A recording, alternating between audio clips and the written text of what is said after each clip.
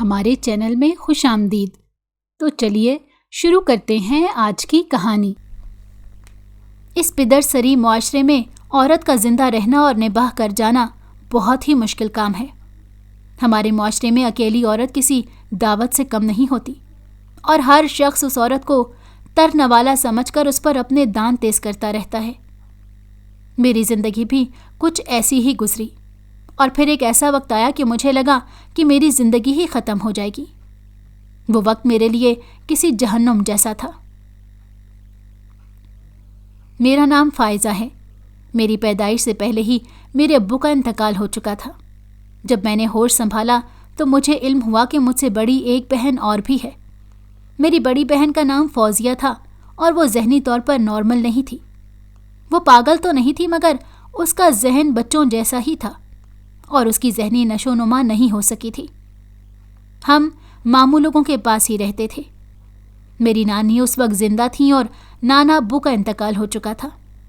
میری ممانیاں ہم لوگوں سے بہت خار کھاتی تھیں اور انہیں ہمارا ان کے ساتھ رہنا پسند نہیں تھا۔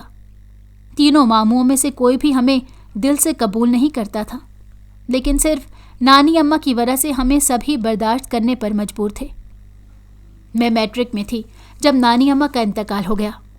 نانی اماں کے انتقال کے بعد ابھی 40واں بھی نہیں ہوا تھا جب ماموں نے ہمیں گھر سے نکلنے کا کہا۔ میری ماں نے روتے ہوئے اپنے بھائیوں کے پیر پکڑے اور کہا کہ میں اپنی دونوں بچیوں کو لے کر کہاں جاؤں گی، مجھے تو کوئی کام بھی نہیں آتا۔ لیکن تینوں ماموں اپنی بیویوں کے پیچھے لگ کر بے حس ہو چکے تھے اور انہیں اپنی بہن کی حالت زار سے کوئی فرق نہیں پڑتا تھا۔ چاروں ناچار اماں ہمیں لے کر باہر نکل آئی۔ گھر میں سے ہم نے جس سامان کو بھی ہاتھ لگایا اس کے بارے میں ممانیوں نے یہی کہا کہ یہ ہمارا ہے یا نانی کا چھوڑا ہوا ہے جس پر ہمارا بھی حق ہے۔ گھر سے باہر نکلتے ہوئے ہمارے پاس چند بستروں، اپنے کپڑوں اور چند برتنوں کے علاوہ کچھ بھی نہیں تھا۔ میری ماں محلے کے ایک امیر اور رحم دل آدمی کے پاس گئی اور اس سے التجا کی۔ اس نے میری ماں کو اپنے گھر کام کرنے کے لیے کہا اور محلے میں ہی ایک چھوٹا سا مکان ہمیں دلوا دیا۔ ہم اس کرائے کے مکان میں چلے گئے۔ ہم زمین پر ہی سوتے تھے اور ہمارے پاس کھانا پکانے کو چولہا بھی نہیں تھا۔ ایک کمرہ، چھوٹا سا صحن اور ایک واش روم اور ان سب میں پڑا ہوا ہمارا تھوڑا سا سامان، یہی ہماری کل کائنات تھا۔ ماں محلے کے دوسرے گھروں میں بھی کام کرنے لگی۔ میرا میٹرک کا رزلٹ آیا تو اماں نے مجھے آگے پڑھنے کو کہا۔ میں آگے پڑھنا چاہتی تھی لیکن گھر کے حالات مجھے آگے پڑھنے سے روک رہے تھے۔ میں نے ماں سے کہا کہ ماں میں ابھی کوئی کام کروں گی۔ ماں کہنے لگی کہ تو ابھی بچی ہے اس لیے ایسا کوئی کام نہ کر، کچھ سال اور پڑھ لے پھر کوئی اچھی جاب کر لینا۔ میں نے ماں کی بات مان لی اور سرکاری کالج میں ایڈمیشن لے لیا۔ اب میں انٹر کر رہی تھی، ساتھ ہی ساتھ میں نے محلے کے کچھ بچوں کو گھر میں ٹیوشن بھی پڑھانا شروع کر دیا۔ اس سے ہمارے گھر کے حالات کچھ بہتر ہونے لگے۔ آہستہ آہستہ پیسے جوڑ کر اماں نے گھر میں کچھ چارپائیاں بھی لے لی اور چولہا بھی لے لیا۔ یہ سب ہماری محنت اور کام کی وجہ سے ممکن ہو سکا تھا۔ اس دوران میری بہن کی حالت بگڑنے لگی اور اب ذہنی نشو و نما کے کم ہونے کے ساتھ ساتھ اس نے عجیب و غریب حرکتیں کرنا شروع کر دیں۔ اسے عجیب و غریب قسم کے دورے پڑتے تھے اور وہ کاٹ کھانے کو دوڑتی تھی۔ ساتھ ہی ساتھ کم ذہنی نشو و نما کی وجہ سے وہ کسی بھی چیز کو چھیڑنے لگتی تھی۔ ہم بہت پریشان ہوئے کیونکہ ہمارے لیے یہ ایک بہت بڑا دھچکا تھا۔ ہم نے ڈاکٹرز کو چیک کروایا تو ڈاکٹرز کی سمجھ میں بھی کچھ نہیں آیا۔ ڈاکٹرز کے بقول ہر قسم کی ٹیسٹ رپورٹس نارمل ہیں، لیکن ہم وجہ نہیں پکڑ پا رہے کہ آخر میری بہن کے ساتھ ایسا کیوں ہو رہا ہے۔ میری بہن کے دورے اب بڑھتے چلے جا رہے تھے۔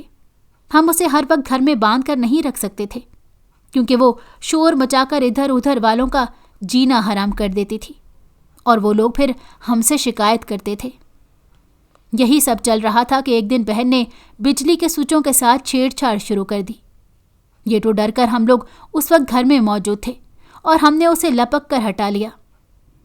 اب ہم پریشان ہو گئے کہ اگر امی کام پر جائیں اور میں کالج میں جاؤں تو پیچھے سے بہن کا خیال کون رکھے گا۔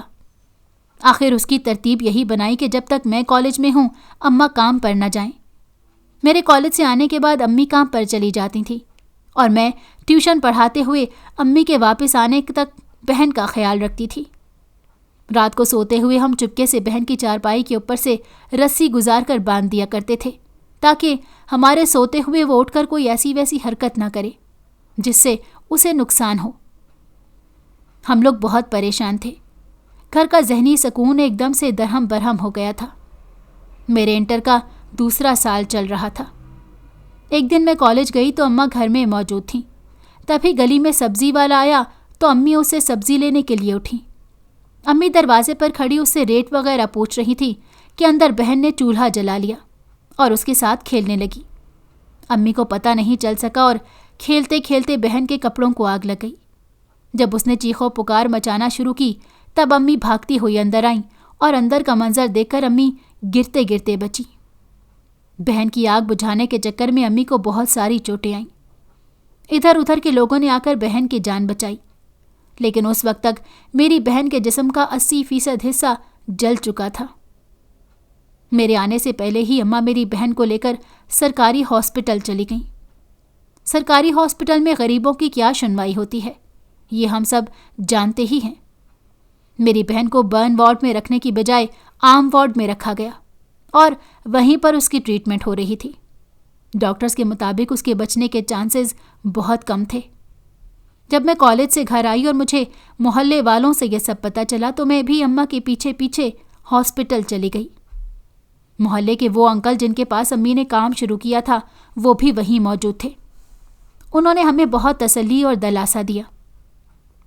ہم 2 دن ہاسپٹل میں ہی رہے اور اس دوران میری بہن زندگی اور موت کی کشمکش میں مبتلا رہی۔ آخر کار تیسرے دن میری بہن اس دنیا کے سارے بندھن توڑتے ہوئے اللہ کے پاس چلی گئی۔ مناسب دیکھ بھال نہ ہونے کی وجہ سے میری بہن کے زخم ٹھیک ہونے کی بجائے بگڑ گئے تھے۔ اس کی کھال پھٹ گئی تھی جس سے گوشت چھانکنے لگا تھا، لیکن ڈاکٹرز نے اس پر کچھ خاص توجہ نہیں دی۔ سرکاری ہاسپٹلز میں اور بھی ہزاروں مریض موجود تھے اور ہماری اتنی اوقات نہیں تھی کہ ہم کسی پرائیویٹ ہاسپٹل میں علاج کروا سکتے۔ میری بہن کے گزرنے کا ہم سب کو بہت دکھ ہوا، لیکن ہم کر ہی کیا سکتے تھے۔ روتے دھوتے بہن کی میت کو لے کر ہم لوگ گھر واپس آ گئے۔ بہن کی وفات کا سن کر اسی محلے میں رہتے ہوئے میرے ماموں نے بھی آنا چاہا تو میری ماں بھپری ہوئی شیرنی کی طرح ان پر پل پڑی اور انہیں اپنے گھر میں نہیں آنے دیا۔ اس معاملے پہ محلے کے دیگر لوگوں نے بھی ماں کی حمایت کی اور میری ماں کے بھائیوں کو شرم دلائی کہ اب تم لوگ یہاں پر کیا لینے آئے ہو؟ تم 3 بھائی اپنی بہن اور اس کے 2 بچوں کو مل کر نہیں سنبھال سکے، تو اب تمہارا یہاں آنا بنتا ہی نہیں۔ یوں ہمارے ماموں کے ساتھ ہماری بالکل ہی بول چال بند ہو گئی۔ بہن کے کفن دفن کے بعد ہم لوگ گھر میں ہی 2 ماں بیٹیاں رہ گئیں۔ ہم لوگوں نے دوبارہ سے آہستہ آہستہ پہلے والی روٹین شروع کر لی۔ اب میری ماں کچھ چپ چپ رہتی تھی کیونکہ ہمیں پہلے ہی امید تھی کہ کسی نہ کسی دن ہماری بہن ٹھیک ہی ہو جائے گی، لیکن اب بہن تو اللہ کے پاس جا چکی تھی اور گھر میں ہم بس 2 لوگ ہی تھے۔ میں نے پھر سے کالج جانا شروع کر دیا اور اماں گھروں کے کام کرنے لگیں۔ میرا انٹر ختم ہوا تو میں نے اماں کے مشورے سے آگے سادہ BA کے لیے بھی ایڈمیشن لے لیا۔ میں پڑھنے میں اچھی تھی لیکن میں جانتی تھی کہ میرے گھر کے حالات کیسے ہیں، اسی لیے میں مہنگی پڑھائی افورڈ نہیں کر سکتی تھی۔ BA کرتے ہوئے جب میرا دوسرا سال شروع ہوا تب محلے کے اسی انکل نے مجھے محلے کے پاس ہی واقع چھوٹے سے پرائیویٹ اسکول میں جاب دلوا دی۔ میں نے وہاں جاب کرنا شروع کر دی تو ہمارے گھر کے حالات اس سے بہت ہی سنبھل گئے۔ اب میں دن میں کالج جاتی تھی اور شام کو اس اسکول میں جاتی تھی جہاں پر صرف چھوٹی بچیوں کو ہی شام میں پڑھایا جاتا تھا۔ یہ جاب اسی لیے انکل نے مجھے دلوائی تھی کہ اس سے مجھے اپنے اخراجات کو کور کرنے میں مدد ملے گی۔ اسکول سے واپس آنے کے بعد بھی میں نے رات کو محلے کے بچوں کو ٹیوشن پڑھانا نہیں چھوڑا تھا کیونکہ میں سمجھتی تھی کہ میرے گھر کو اس ساری آمدنی کی ضرورت ہے۔ یوں ہی وہ سال بھی گزر گیا اور اب میں اتنا کما لیتی تھی کہ میری ماں کو اب محلے کے 2 یا 3 گھروں میں ہی کام کرنا پڑتا تھا اور وہ بھی جلدی واپس آ جاتی تھی۔ ہمارے گھر کے حالات تو اچھے ہو گئے تھے لیکن ہماری بہن کی کمی ہم دونوں کو بہت ہی کھلتی تھی۔ ہم اللہ کی رضا پہ راضی تھے اور آہستہ آہستہ ہماری زندگی معمول پر آ چکی تھی۔ اب امی اکثر میری شادی کی بات کرنے لگیں تو میں ہنستے ہوئے انہیں ٹال دیتی تھی، لیکن امی نے میری بات نہ مانتے ہوئے میرے لیے جہیز جمع کرنا شروع کر دیا۔ اس دوران میری گریجویشن مکمل ہو گئی اور اب میں گریجویٹ تھی۔ پھر محلے والے انکل سے بات کی تو انہوں نے پاس ہی ایک اور اسکول کا بتایا اور کہا کہ میں وہاں جا کر انٹرویو دوں۔ وہ میرے ساتھ بھی گئے، لیکن ان کی وہاں جان پہچان نہیں تھی۔ میں انٹرویو میں کامیاب رہی اور مجھے اسکول میں رکھ لیا گیا۔ میں اس وقت تک مکمل جوان ہو چکی تھی اور اللہ نے مجھے وافر حسن عطا فرمایا تھا۔ یہ محض اللہ کا کرم تھا کہ ہم شروع سے اسی محلے میں رہ رہے تھے اور یوں سارے محلے والے ہمارے بارے میں جانتے تھے، تو ہمیں کسی بھی قسم کی مشکل کا سامنا نہیں کرنا پڑا تھا۔ ہمیں نہیں معلوم تھا کہ ہماری زندگیوں کا یہ سکون زیادہ عرصے تک قائم نہیں رہے گا اور جلد ہی ہماری زندگی میں ایک ایسا طوفان آ جائے گا جو ہمیں مکمل طور پر نکل جائے گا۔ مجھے اس اسکول میں پڑھاتے ہوئے دوسرا سال تھا اور میں 20 سال کی ہو چکی تھی۔ انہی دنوں اسکول کے مالک نے اپنے کچھ معاملات کی وجہ سے اس اسکول کو اسی حالت میں چلتا ہوا فروخت کرنے کا فیصلہ کیا۔ اسکول کے وہ مالک اور پرنسپل بہت اچھے تھے اور سب کا بہت خیال رکھتے تھے۔ آگے سے جس مالک نے اس اسکول کو خریدا ہم اس کو نہیں جانتے تھے۔ جب اسکول کی خرید و فروخت کا عمل مکمل ہو گیا تب نئے مالک اور پرنسپل نے ہمارے ساتھ میٹنگ کی۔ وہ 55 سال کا ایک بوڑھا آدمی تھا جو دینی باتیں تو بہت کرتا تھا، لیکن اس کی آنکھوں میں عجیب سی شیطانیت اور مکاری جھلکتی تھی۔ اسکول کا وہ تیسرا سال جیسے تیسے گزرا، لیکن تیسرے سال کے بعد اسکول کی کچھ ٹیچرز نے مالک کی شیطانیت سے تنگ آ کر جاب چھوڑ دی۔ میں نہیں سمجھ پا رہی تھی کہ آخر ٹیچرز جاب کیوں چھوڑ کر جا رہے ہیں۔ اسکول میں جاب کرنا میری مجبوری تھی کیونکہ یہاں پہ تنخواہ بھی اچھی تھی اور میری ماں کو بھی اس سے کافی ذہنی سکون تھا۔ میرے پاس ٹیوشن پڑھنے والے بچوں کی تعداد میں اضافہ تو ہو چکا تھا، لیکن میں اسکول کی جاب کو نہیں چھوڑنا چاہتی تھی۔ جب کافی سینئر ٹیچر اسکول چھوڑ کر چلی گئیں تو اسکول کے نئے پرنسپل نے مجھے بلایا اور میری تعریف کرنے لگا۔ اس نے کہا کہ تم اچھا کام کرتی ہو اور تم سے سبھی خوش ہیں، تمہاری کارکردگی بھی بہت اچھی ہے اور تم جوان بھی ہو اور حسین بھی۔ اس کی آخری بات مجھے بالکل اچھی نہیں لگی۔ وہ اندر گھستی ہوئی نگاہوں سے میری طرف دیکھ رہا تھا، یوں لگ رہا تھا جیسے وہ آنکھوں ہی آنکھوں میں میرا ایکس رے کرنا چاہتا ہو۔ میں اس وقت تک محلے داری کی وجہ سے عبایا پہن کر نہیں جاتی تھی، بلکہ ایک بڑی سی چادر لے کر ہی اسکول جایا کرتی تھی۔ خیر، اس پرنسپل نے میری تعریف کرنے کے بعد مجھے کہا کہ میں اب تمہیں اسکول کا انچارج بنانا چاہتا ہوں، تمہاری سیلری بھی بڑھ جائے گی اور تم پر سے کام کا بوجھ بھی کم ہو جائے گا۔ میں نے اس کی بات مان لی، گو کہ میری نسوانی حس پرنسپل کی جانب سے خطرے کے اشارے دے رہی تھی، لیکن میں جاب کے فائدے دیکھتے ہوئے اس جاب کو جاری رکھنا چاہتی تھی۔ کچھ ہی دن بعد پرنسپل نے مجھے مکمل طور پر اسکول کا انچارج بنا دیا۔ اب میں 1 یا 2 لیکچرز ہی اٹینڈ کیا کرتی تھی اور باقی وقت میں دوسری ٹیچرز کو مینیج کرنے اور ٹائم ٹیبلز بنانے میں گزارتی تھی۔ اس کے ساتھ ساتھ اسکول کے اندرونی انتظامات بھی میرے ہی ذمے تھے۔ یوں اب میں زیادہ تر آفس میں ہی بیٹھنے لگی، جو پرنسپل کے آفس کے بالکل سامنے ہی تھا۔ درمیان میں صرف شیشے کی پارٹیشن تھی، جو کہ مکمل دیوار نہیں تھی بلکہ محض 5 فٹ اونچی دیوار تھی۔ اس کے آر پار سب ہی نظر آتا تھا۔ یہ ایک بڑا سا کمرہ تھا جو پہلے سے پرنسپل ہی استعمال کرتا تھا، لیکن مجھے انچارج بنانے کے بعد پرنسپل نے اس کمرے میں یہ تبدیلیاں کروائی تھیں۔ وقت آہستہ آہستہ گزر رہا تھا، لیکن میں محسوس کر رہی تھی کہ پرنسپل اپنے کام میں مصروف ہونے کی بجائے اکثر و بیشتر مجھے ہی دیکھتا رہتا ہے، بلکہ میں اسے دیکھنا تو نہیں کہوں گی بلکہ وہ تاڑنا ہی تھا۔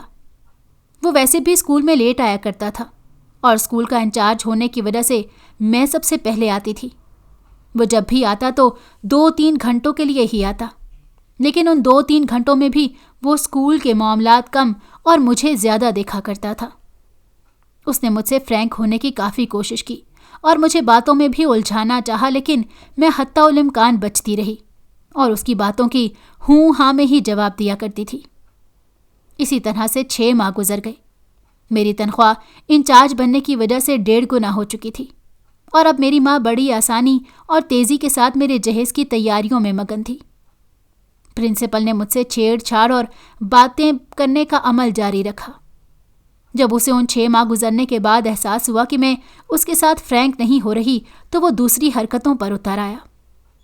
अब वो स्कूल में जल्दी आने लगा था और आने के बाद किसी न किसी काम के बहाने से मुझे अपने टेबल पर ही बुला लेता था और अपने सामने बिठाकर मुझसे सारी चीज़ें डिस्कस करने लगता था। हालांकि उससे पहले मैं ये सब उसकी मदद के बगैर ही कर रही थी। साफ जाहिर था कि वो इस तरह से मुझसे बातचीत करने के बहाने ढूंढ रहा है। मैं भी इस बात को समझती थी, लेकिन अपनी मजबूरियों को देखते हुए चुप थी। इसी तरह से 2 माह और गुजर गए। अब मैं प्रिंसिपल की उन हरकतों से उकताने लगी थी। जॉब की मजबूरी और उसके प्रिंसिपल और मालिक होने की वजह से मैं उस गलीज शख्स को बर्दाश्त करने पर मजबूर थी, लेकिन मुझे नहीं मालूम था कि उस गलीज शख्स ने अभी और भी गलाजत मेरे सर थोपनी है। यही सब चल रहा था कि एक दिन प्रिंसिपल ने स्कूल की छुट्टी के बाद, जब मैं काम वगैरह समेट रही थी, मुझे बुलाया और मुझसे कहने लगा कि तुम किसी को पसंद करती हो या नहीं। मैं उसकी इस बात पर हैरान रह गई और मैंने बड़ी मुश्किल से अपने गुस्से को दबाते हुए कहा कि नहीं सर, मैं ऐसी लड़की नहीं हूँ। वो कहने लगा कि तुम हसीन हो और जवान हो, तो फिर तुम्हें किसी को पसंद क्यों नहीं करती? क्या तुम्हारी कहीं बात हो चुकी है? मैंने उससे कहा कि नहीं सर, मेरी कहीं बात नहीं हुई है और मुझे इस तरह की हरकतें भी पसंद नहीं हैं। मैं सिर्फ अपने काम से काम रखती हूँ। वो मुझसे पूछने लगा कि मुझे किस तरह के लड़के पसंद हैं। मैंने उसे इस बात का फिर से यही जवाब दिया कि मैं ऐसे काम नहीं करती, ना ही मेरा ध्यान उस तरह की चीज़ों पर होता है। मैं तो इस वक्त अपने घर का सहारा बन रही हूँ और मेरा पूरा फोकस उसी चीज़ पर है। लेकिन वो शख्स बाज नहीं आया और कहने लगा कि चलो ठीक है, मैं देखता हूँ कि मैं तुम्हारे लिए क्या कर सकता हूँ। ये कहते हुए उसके चेहरे पर एक शैतानी मुस्कुराहट थी और आंखों में एक चमक। मैं दिल ही दिल में सोचती हुई काम समेटकर घर वापस आ गई। मैं सोच रही थी कि आखिर उसका मेरे लिए कुछ करने से क्या मुराद है। मुझे ये सब दुरुस्त नहीं लग रहा था और अब तक मैंने अपनी माँ को भी इस बारे में कुछ नहीं बताया था कि वो परेशान होकर मुझसे ये जॉब छोड़ने का ना कहे, क्योंकि यहाँ सैलरी अच्छी थी और घर के हालात उससे काफ़ी बेहतर हो चुके थे। अगले 2-3 दिन भी इसी तरह की बातों में गुजरे और मैं उस शख्स से बेजार होती चली गई। अब मैं संजीदगी से सोच रही थी कि मुझे ये सारी बातें अपनी माँ को बता देनी चाहिए और उन्हें साथ लेकर मोहल्ले वाले अंकल की मदद लेनी चाहिए, लेकिन मैं कोई फैसला नहीं कर पा रही थी। एक दिन मैं स्कूल गई तो इसी तरह से छुट्टी के बाद उसने मुझे रोक लिया और कहने लगा कि सुनो फ़ायज़ा, अगर तुम्हें मौका मिले तो तुम स्कूल की मालिक भी बन सकती हो। मैं उसकी इस बात पर हैरान होकर उसकी तरफ देखने लगी। वो बोला कि हाँ, मैं दुरुस्त कह रहा हूँ, तुम स्कूल की मालिक बन सकती हो और उसका भी एक रास्ता है। मैंने कहा कि सर, आप ये कैसी बातें कर रहे हैं, मुझे कुछ समझ नहीं आ रहा। आखिर आप कहना क्या चाहते हैं? वो कहने लगा कि देखो फ़ायज़ा, मैं घुमा फिरा कर बात नहीं करूँगा। मैंने इस अरसे में बहुत कोशिश की, लेकिन तुम मेरे इशारे नहीं समझ रही। मैं तुम्हें पसंद करता हूँ। अगर तुम चाहो तो तुम मुझसे शादी कर लो, मैं ये स्कूल तुम्हारे नाम लगवा दूंगा। उसकी बात ये सुनकर मैं तो भड़क उठी। मैंने गुस्से से उसे कहा कि सर, आपने मुझे कोई ऐसी वैसी लड़की समझ लिया है। आप अपनी उम्र देखें और अपने काम देखें। मेरी उम्र की बात सुनकर वो भी गुस्से में आ गए और कहने लगा कि मेरी उम्र को क्या हुआ है, मैं अभी 55 साल ही का तो हूँ, और क्या हुआ अगर मैं पहले से शादीशुदा हूँ। मैं तुम्हें हर वो चीज़ दे सकता हूँ जिसकी तुम्हें ज़रूरत है। मैंने कहा नहीं सर, मुझे ऐसा कुछ नहीं चाहिए और आप प्लीज़ मुझसे ये बातें मत किया करें। अब मैं अपने आप को दिल ही दिल में कोस रही थी कि काश मैं पहले ही उसका सद्दे बाप कर लेती और घर में सब बता देती। मेरी बात सुनकर प्रिंसिपल गुस्से से भड़क उठा और कहने लगा कि अगर तुम मेरी बात नहीं मानोगी तो पछताओगी। मैंने कहा सर, मेरी माँ शादी की तैयारी कर रही है, तो आप प्लीज़ मेरे साथ ऐसी बातें मत करें। मैं ऐसी लड़की नहीं हूँ। मेरी बात सुनकर उसके चेहरे पर एक मुस्कुराहट आ गई और कहने लगा कि चलो फिर तो काम और भी आसान हो गया। ये कहते हुए उसके चेहरे पर हविस झलक रही थी। میں نے غصے اور حیرت سے اس کی طرف دیکھا تو وہ کہنے لگا کہ تم بغیر شادی کے بھی مجھے خوش کر سکتی ہو۔ میں اس کی بات سمجھ کر غصے سے بھڑک اٹھی تو اس نے ٹیبل سے اٹھ کر شیطانیت سے میرے دونوں بازو پکڑے اور کہنے لگا کہ سوچ لو، میں تمہیں ایک دن کا موقع دے رہا ہوں۔ اگر تم نے میری بات نہ مانی تو میں کوئی بھی الزام لگا کر تمہیں اسکول سے صرف نکلواؤں گا ہی نہیں بلکہ پولیس کے بھی حوالے کروں گا۔ تمہاری شہرت کا تو وہ حال کروں گا کہ تمہیں کہیں بھی دوبارہ کوئی جاب نہیں مل سکے گی۔ میں تمہارے پوسٹر پورے شہر کی دیواروں پر لگا دوں گا۔ وہ اسی طرح کی دھمکیاں دے دیے جا رہا تھا اور میں پوری جان سے تھر تھر کانپ رہی تھی کہ یہ میرے ساتھ کیا ہو رہا ہے۔ مجھے اس وقت اپنی جان بچانی تھی اور اس شخص کے چنگل سے نکل کر گھر جانا تھا۔ میں نے اسے کہا کہ سر مجھے چھوڑیں، میں اس بات پر سوچنے کو تیار ہوں، آپ پلیز مجھے 2 یا 3 دن کا وقت دیں۔ اب وہ میری مجبوری کو سمجھ چکا تھا اور اس نے اپنی مکروہ مسکراہٹ سے کہا کہ نہیں، 2-3 دن نہیں بلکہ تمہارے پاس صرف آج کا دن ہے، کل مجھے جواب چاہیے۔ یہ کہہ کر اس نے مجھے چھوڑ دیا اور اپنی کرسی پر بیٹھتے ہوئے بولا کہ کسی بھی قسم کی چالاکی تمہیں بہت مہنگی پڑے گی۔ میں اسکول کا مالک ہوں اور میری بات ہی زیادہ مانی جائے گی۔ یہاں اسکول میں کسی بھی ٹیچر پر میں ہاتھ رکھ دوں تو وہ تمہارے خلاف گواہی بھی دے دے گی۔ میں یہ سب سنتے ہوئے کانپ رہی تھی اور مجھے سمجھ ہی نہیں آ رہا تھا کہ میں کیا کروں۔ میں نے اس کی بات پر سر ہلاتے ہوئے حامی بھری اور اپنا کام سمیٹ کر جلدی سے جلدی اسکول سے نکلنے کی۔ گھر پہنچی تو امی سامنے ہی بیٹھی تھیں اور سبزی کاٹ رہی تھیں۔ امی کو دیکھتے ہی میرا دل بھر آیا اور میں پھوٹ پھوٹ کر روتے ہوئے امی کے گلے لگ گئی۔ امی میرے اس طرح سے اچانک رونے پر بے حد پریشان ہو گئی کہ میں تو امی کا حوصلہ تھی اور آج میں ہی امی کی باہوں میں گر کر رو رہی تھی۔ امی نے مجھے بہت حوصلہ دیا اور مجھے سنبھالا اور کہنے لگیں کہ کیا ہوا فائزہ، خود کو سنبھالو، میں تمہارے ساتھ ہوں، مجھے بتاؤ کہ کیا ہوا ہے۔ میں نے روتے روتے امی کو ساری بات بتا دی۔ امی کو یہ سب سن کر بہت غصہ آیا اور وہ مجھے کہنے لگیں کہ تم ابھی میرے ساتھ انکل کے پاس چلو۔ میں نے اپنے آپ کو سنبھالا اور میں اور امی انکل کے پاس چلے گئے۔ انکل کو بھی سن کر بہت غصہ آیا۔ انہوں نے اسی وقت پولیس میں اپنے کسی دوست کو کال کی تو وہ کہنے لگا کہ ہم بغیر ثبوت کے صرف ایک لڑکی کی گواہی پر ہاتھ نہیں ڈال سکتے، ہاں کچھ اور کیا جا سکتا ہے۔ یہ سن کر انکل اس سے پوچھنے لگے کہ ٹھیک ہے، جو بھی کیا جا سکتا ہے تم مجھے بتاؤ، میں اس شخص کو اب کسی بھی قیمت پر اپنے اس علاقے میں اسکول کے نام پر مجبور لڑکیوں کی عزت سے کھیلنے نہیں دے سکتا۔ ان کے درمیان میں کچھ منصوبہ بنا اور پھر انہوں نے مجھے وہ ساری بات سمجھائی۔ میں بھی رضامند ہو گئی۔ یوں ہم 2-3 گھنٹے ادھر ہی بیٹھے رہے اور ان کا پولیس والا دوست اپنے ساتھ ایک لیڈی پولیس انسپیکٹر کو بھی لے آیا۔ وہ مجھے دوسرے کمرے میں لے گئی اور مجھے سب سمجھا دیا۔ میں اب مطمئن تھی اور میں نے امی کو بھی مطمئن کر دیا۔ پھر ہم لوگ گھر واپس آ گئے۔ اگلے دن میں اسکول پہنچی تو میرے کپڑوں میں ایک چھپا ہوا وائس ریکارڈر بھی موجود تھا۔ اس کے ساتھ میں نے اپنے اسکارف میں جو پن استعمال کی تھی اس کا ایک سرا میرے بالوں سے ہوتا ہوا میری گردن کی پشت پر ایک چھوٹے سے ڈبے میں جا رہا تھا۔ وہ پن میرے بالوں سے تھوڑی سی باہر نکلی ہوئی تھی اور اس پن میں ایک چھوٹا سا کیمرہ بھی موجود تھا جو ویسے محسوس نہیں ہوتا تھا۔ اسکول کی چھٹی کے بعد پرنسپل نے مجھ سے بات کرنا شروع کی تو میں نے چھپکے سے ہاتھ میں پکڑے ہوئے ایک آلے کا بٹن دبا دیا جس سے ہماری تمام باتیں باہر موجود ایک عام گاڑی میں بیٹھے ہوئے پولیس والے سن سکتے تھے۔ میں نے اس دن جان بوجھ کر اکساتے ہوئے پرنسپل سے ایسی باتیں کی، اس نے کل والی ساری باتیں دوبارہ سے دہرائیں اور مجھے وہی دھمکیاں دیں کہ وہ میرے ساتھ کیا کیا کرے گا اور کس طرح سے اسکول کی ٹیچرز کو میرے خلاف استعمال کرے گا۔ جب مجھے یقین ہو گیا کہ اس نے اپنا تمام منصوبہ میرے سامنے بک دیا ہے تو میں نے اس آلے پر لگا ہوا دوسرا بٹن دبا دیا۔ یہ اشارہ تھا کہ باہر موجود پولیس والے اب اندر آ سکتے ہیں۔ ان کے ساتھ ہمارے محلے والے انکل بھی موجود تھے۔ اسکول کے تمام بچے جا چکے تھے اور اسکول میں صرف ٹیچرز ہی موجود تھیں جو چھٹی کے بعد کام سمیٹ کر گھر جانے کی تیاری کر رہی تھیں۔ اسی وقت پولیس والوں نے اسکول کو گھیر لیا اور پرنسپل کو گرفتار کر لیا گیا۔ اس نے پہلے تو مکرنے کی کوشش کی اور مجھ پر الزام لگایا کہ میں پرنسپل کو بلیک میل کر رہی تھی، لیکن جب اس کے سامنے ریکارڈنگ چلی تو اس کے پاس کہنے کے لیے کچھ نہیں بچا۔ یوں میری یہ جاب تو ختم ہو گئی، لیکن میری عزت کو اللہ رب العزت نے بچا لیا۔ اب میں گھر میں ہی رہتی تھی اور گھر میں آنے والے بچوں کو ہی ٹیوشن پڑھایا کرتی تھی۔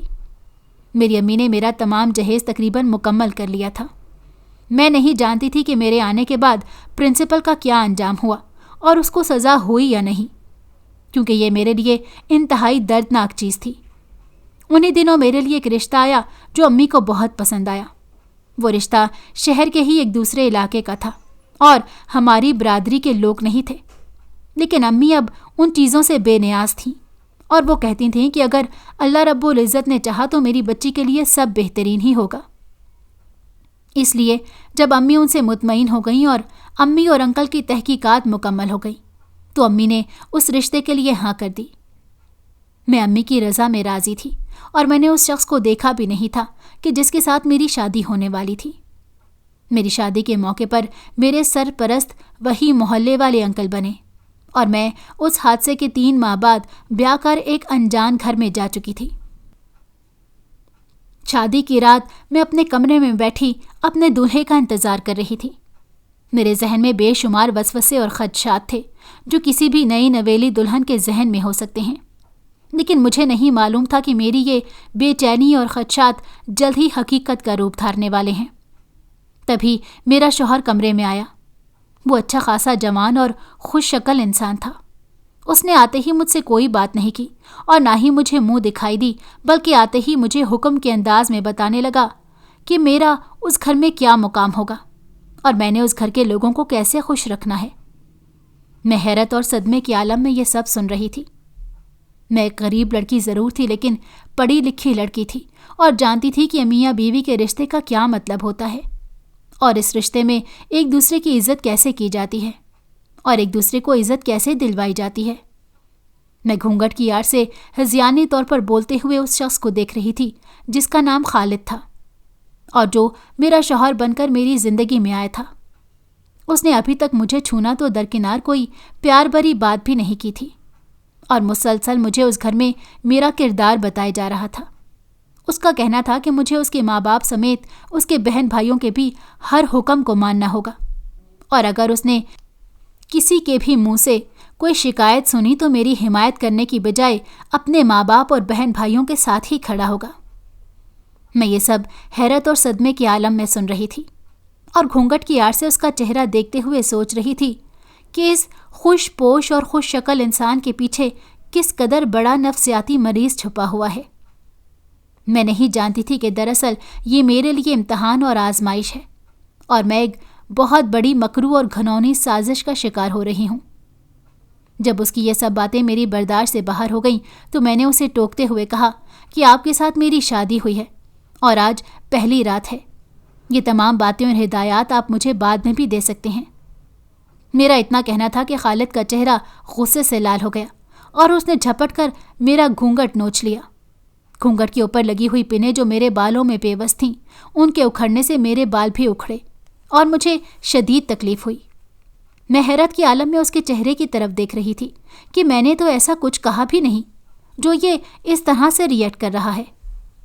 اس نے میرے بال پکڑ کر مجھے جھٹکا دیتے ہوئے کہا کہ تمہاری اتنی جرت کہ میرے بولتے ہوئے تم میری بات کاٹو اور مجھے سمجھانے کی کوشش کرو۔ تم اس قابل ہی نہیں کہ تم میری زندگی میں شامل رہ سکو۔ میں تمہیں طلاق دیتا ہوں، طلاق دیتا ہوں، طلاق دیتا ہوں۔ مجھے ایسے لگا جیسے یہ الفاظ نہیں کوئی کھولتا ہوا لاوا ہے جو میرے سر پر اونڈیلا جا رہا ہے۔ شادی کی پہلی ہی رات تھی اور اس نفسیاتی مریض نے اتنی معمولی سی بات پر مجھے طلاق دے دی تھی، اور وہ بھی ایک نہیں بلکہ اکٹھے 3 طلاقیں میرے سر پر تھوپتی تھیں۔ وہ میرے بال پکڑ کر نہ جانے کیا کیا بولتا چلا جا رہا تھا اور میں حیرت اور صدمے سے سن ہو چکی تھی۔ کچھ دیر بعد جب اس کا ہذیان رکا اور اس نے چپ کر کے میری طرف دیکھا تو اسے احساس ہوا کہ وہ کیا کر چکا ہے۔ اس نے ایک بار پھر میرے بال پکڑے اور کہنے لگا کہ خبردار، جو طلاق کی بات تم نے کسی کو بھی بتائی، تم اب حلالہ کرو گی اور پھر میرے ساتھ دوبارہ تمہارا نکاح ہوگا، اور اس بات کی خبر کانوں کان میں کسی کو نہیں ہونے دوں گا۔ یہ کہہ کر وہ پاؤں پٹکتا ہوا کمرے سے باہر چلا گیا۔ میں سوچ رہی تھی کہ یا اللہ، میں نے ایسا کون سا گناہ کیا ہے جو میری زندگی میں آزمائش کے بعد آزمائش آ رہی ہے، और मैं कुछ कर भी नहीं पा रही। मेरे जहन में अपनी माँ की शक्ल घूम रही थी और मैं सोच रही थी कि मेरी बहन के बाद अगर मेरा दुख भी मेरी माँ को देखना पड़ गया तो क्या होगा। मैं ज़हनी तौर पर तैयार हो गई थी कि जैसा मेरा शौहर कहेगा मैं वैसा ही करूँगी। तभी खटाक से मेरे जहन में एक ख्याल आया और मैं चौंक पड़ी। मैंने सोचा कि ऐसा कैसे हो सकता है कि इस तलाक के बाद मुझे हलाले की ज़रूरत पड़े, क्योंकि मेरे शौहर ने तो मुझे छुआ भी नहीं था, और हलाला तो तब होता है जब शौहर ने बीवी के साथ अज़दवाजी ताल्लुक़ कायम किया हो। अगर उसे पहले ही शौहर तलाक दे दे तो उसकी तो इद्दत भी नहीं होती और ना ही हलाला हो सकता है। तो फिर मेरा शौहर हलाले वाली बात क्यों कर रहा था? ये सब सोचते हुए मैं एक बार फिर परेशानी का शिकार हो गई कि ये आखिर मेरे साथ हो क्या रहा है। तभी मेरी नज़र बिस्तर पर पड़े हुए एक फ़ोन पर पड़ी जो वाइब्रेट कर रहा था। उस पर किसी की कॉल आ रही थी। ये फ़ोन मेरा नहीं था, शायद मेरा शौहर ही यहाँ पर छोड़ गया था। जब मैंने फ़ोन उठाकर उस पर जगमगाते नाम को देखा तो मुझे यूं लगा कि जैसे मेरे सर पर किसी ने हथौड़ा दे मारा हो। वो उसी शख्स का नाम था जिसने मेरी इज्जत के साथ खेलने की कोशिश की थी। जी हाँ, वो मेरे स्कूल का वो प्रिंसिपल था जिसे मैंने पुलिस के हाथों गिरफ्तार करवाया था। मैं कांपते हुए हाथ में पकड़े फ़ोन को देख रही थी जिस पर आने वाली कॉल अब बंद हो चुकी थी। कुछ ही लम्हों बाद उस पर एक मैसेज आया। मैंने वो मैसेज खोलकर पढ़ा तो मेरी रूह फना हो गई। मैंने जल्दी से अपना फ़ोन निकाला और उस आने वाले मैसेज की तस्वीर बना ली और अपने फ़ोन को छुपाकर अपने पास रख लिया। मैंने उस मैसेज को भी कुछ सोचकर डिलीट कर दिया। अभी ज़्यादा देर नहीं गुजरी थी कि कमरे का दरवाज़ा फिर से खुला और मेरा शौहर दनदनाते हुए कमरे में आया और मुझे खा जाने वाली नज़रों से देखते हुए बिस्तर पर पड़ा हुआ अपना फ़ोन उठाकर पलटा और फिर से मुझे उंगली दिखाकर बोला कि अगर इस बात की भिनक भी सुबह घर वालों को लगी तो मैं तुम्हें जिंदा नहीं छोड़ूंगा। मैं उसके मुंह की तरफ देख रही थी और मैंने रोते हुए चेहरे के साथ सर असबात में हिलाते हुए चेहरा झुका लिया। वो कमीनी सी हंसी हंसता हुआ कमरे से जा चुका था और मैं बैठी सोच रही थी कि ज़िंदगी ने मेरे साथ कैसा मजाक किया है। जब मुझे यकीन हो गया कि इस वक्त तमाम घर वाले सो चुके होंगे, तब मैंने चुपके से अपना फ़ोन निकाला। रात का आखिरी पहर था और कहीं से कोई आवाज़ नहीं आ रही थी। मैं अपनी माँ को गमज़दा नहीं करना चाहती थी, इसलिए मैंने मोहल्ले वाले अंकल को फ़ोन किया और दबी आवाज़ में रोते हुए उन्हें तमाम तफसील बताई। वो मेरी बात सुनकर बेहद हैरान हुए और मुझसे उस मैसेज की तस्वीरें भेजने का कहा जो मैंने बनाई थी। वो मुझे परेशान ना होने का कहते हुए कहने लगे कि बेटी, तुम मेरी बेटियों जैसी हो, मैं तुम्हारे लिए सब कुछ करूँगा, तुम बेफिक्र रहो और जैसा तुम्हारा शौहर करता है उसे करने दो। अपने फ़ोन को बस ऑन रखना, मैं तुम तक पहुँच जाऊँगा। ये कहकर उन्होंने फ़ोन बंद कर दिया और मैं अपने बिस्तर पर गिर जाने वाले अंदाज में ढह गई। मैं सोच रही थी कि ज़िंदगी मेरे साथ कैसा भयानक मजाक करने वाली है। अगले दिन मेरा बराए नाम शौहर शाम के वक्त कमरे में आया और मुझे तैयार होने का कहा। वो मुझे एक झूठे वलीमे के लिए तैयार होने का कह रहा था और मैं भी मन मारते हुए तैयार हो गई। वलीमा क्या था, एक छोटी सी तकरीब थी जिसमें मोहल्ले की अंकल और मेरी अम्मी भी आई थी। वो दोनों मेरे नज़दीक आए तो मैं चेहरे पर झूठी मुस्कुराहट सजाते हुए अम्मी से मिली और अंकल से सर पर हाथ रखवाया। कुछ ही देर बाद जब अम्मी जाने के लिए मुड़ी तो अंकल मेरी तरफ मुड़कर कहने लगे कि बेटी, तुम बेफिक्र रहना, मेरी बात हो गई है, तुम पर कोई आंच नहीं आएगी। उसी रात मेरे शौहर ने वलीमे से वापसी पर मुझे बैठने भी नहीं दिया और कहने लगा कि तुम्हें अभी कपड़े बदलकर मेरे साथ जाना होगा, मैंने हलाले के लिए बात कर ली है। मैं खामोशी से उस बेगैरत और बेज़मीर इंसान का चेहरा देखते हुए उठ खड़ी हुई और कपड़े बदल कर तैयार हो गई। वो मुझे साथ लेकर एक अंधेरे से मोहल्ले में एक पुराने से मकान के सामने आ गया। दरवाज़ा बजाया तो अंदर से किसी औरत ने दरवाज़ा खोला और उसके सर पर हाथ फेर कर बेटा कहती हुई और मुझे घूरती हुई अंदर चली गई। मेरे नाम नेहाद शौहर खालिद ने मुझे ड्राइंग रूम में बिठाया और कहने लगा कि तुम्हारा नया शौहर और काजी साहब जल्दी आ रहे हैं और कल सुबह तुम्हें तलाक भी मिल जाएगी, तो ज़्यादा शोर शराबा करने की ज़रूरत नहीं है। मैं खामोश रही और जैसा कि अंकल ने कहा था और मुझे कॉल पर समझाया था, میں نے بیگ میں ہاتھ ڈالتے ہوئے فون کو باہر نکالے بغیر انکل کو کال ملا دی اور فون اسی طرح بیگ میں پڑا رہا۔ کچھ ہی دیر میں قاضی کے پیچھے پیچھے جو شخص اندر داخل ہوا اسے دیکھتے ہی میرے پورے وجود میں نفرت کی لہریں دوڑ گئیں۔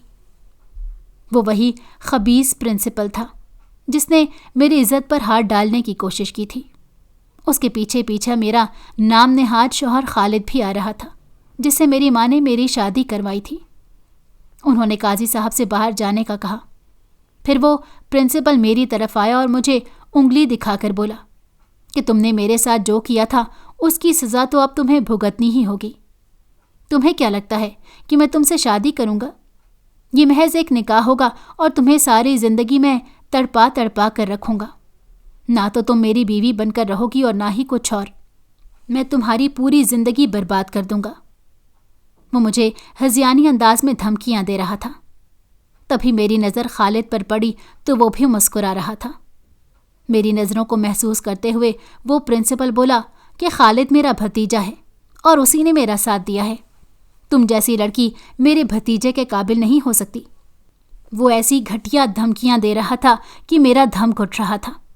تبھی باہر کا دروازہ کھلا اور پولیس والوں کے ساتھ انکل اور امی اندر داخل ہوئے۔ ان سب لوگوں کو گرفتار کر لیا گیا۔ امی کا تو صدمے سے برا حال تھا، لیکن انکل نے کہا کہ بہن ابھی بات ختم نہیں ہوئی ہے، یہیں پر رکو، آج تمہاری بیٹی بیاہ کر اپنے گھر ہی جائے گی۔ یہ کہہ کر انکل باہر نکل گئے۔ تھوڑی دیر بعد وہ اپنے بیٹے کے ساتھ کمرے میں داخل ہوئے اور میرے سامنے آ کر میرے سر پر ہاتھ رکھا اور کہنے لگے کہ بیٹی، اصل میں قصور میرا ہے جو میں مکمل تحقیقات نہیں کروا سکا۔ میں نے تمہیں اپنی بیٹی مان کر اور تمہاری ماں کو اپنی بہن مان کر بہت کچھ کیا، لیکن میں اس معاملے میں ناکام رہا اور تمہیں اس سازش کا شکار ہونا پڑا۔ پھر وہ میری امی کی طرف مڑے اور کہنے لگے کہ بہن اگر آپ کو اعتراض نہ ہو تو میرا یہ سب سے چھوٹا بیٹا آپ کی بیٹی سے شادی کرنے کو تیار ہے۔ امی تو گمسم انکل کا منہ دیکھ رہی تھی۔ انکل کہنے لگے کہ بہن کس سوچ میں کھو گئی ہو؟ فائزہ میرے لیے بیٹی ہے اور میں اس کے لیے وہ نہیں کر سکا جو مجھے کرنا چاہیے تھا۔ امی روتے ہوئے میرے گلے لگ گئیں اور پھر مڑ کر انکل کا شکریہ ادا کرنے لگی۔ انکل نے کہا کہ نہیں بہن، تمہیں شکریہ ادا کرنے کی ضرورت نہیں ہے۔ قصہ مختصر اسی گھر میں جہاں پر مجھے ایک نہایت گندی نیت اور سازش کے تحت لایا گیا تھا، وہیں پر انکل نے اپنے بیٹے سے میرا نکاح کروایا اور مجھے اپنے گھر لے گئے۔ آج اس واقعے کو 5 سال گزر چکے ہیں اور امی بھی اب ہمارے ساتھ ہی رہتی ہیں۔